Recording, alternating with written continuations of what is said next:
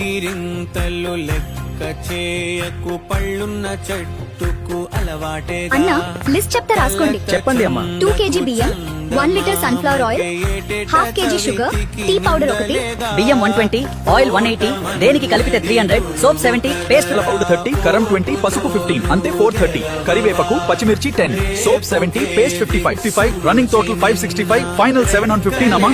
చుక్కానిరా నీరు నేల ఆకాశం నీపై చూపెను పాశం దారే తప్పిన పాదాలు గాడిన పడితే సంతోషం తరతరాల చెమట చుక్కలు లాల పోసెను భూమికే బాధ్యతగా కొనసాగినాదో